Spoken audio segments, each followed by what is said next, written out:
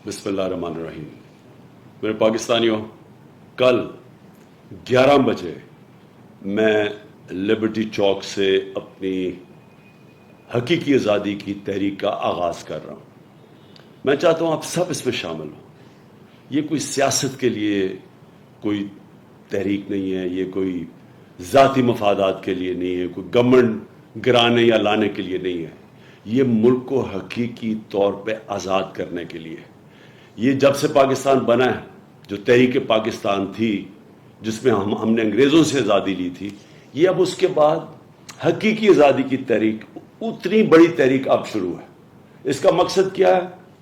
इस मुल्क में जो फैसले हों वो मुल्क के अंदर फैसले हों।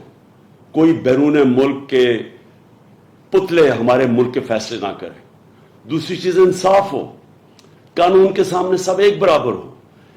इंसाफ से इंसानों को आज़ाद किया जाए, इंसाफ दे के इस मुल्क के अंदर खुशहाली लाई जाए, क्योंकि इंसाफ के बाद ही खुशहाली आती है।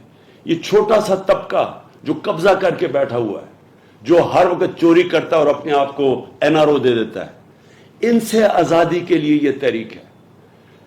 इंशाअल्लाह हम कल निकलेंगे सुबह 11 बजे और ये तहरीक चलेगी। ये तब तक नहीं रुकेगी जब तक हम इस मुल्क को हकीकी तौर पे आज़ाद नहीं करते, और वो तब होगा जब एक अवाम फैसला करेगी साफ और शफाफ इलेक्शन से कि किसको इस मुल्क की क़यादत करनी चाहिए। ये नहीं कोई बाहर से साजिश हो और अंदर यहाँ बैठे हुए गद्दार उनके साथ मिलके हुकूमत गिरा के और पुतले ऊपर बैठा दें। हम वो मुल्क चाहते हैं जो कायदे आज़म ने जिसकी जद्दोजहद की। हम वो मुल्क चाहते हैं जो इलामा इकबाल की ख्वाब थी। पाकिस्तान जिंदाबाद।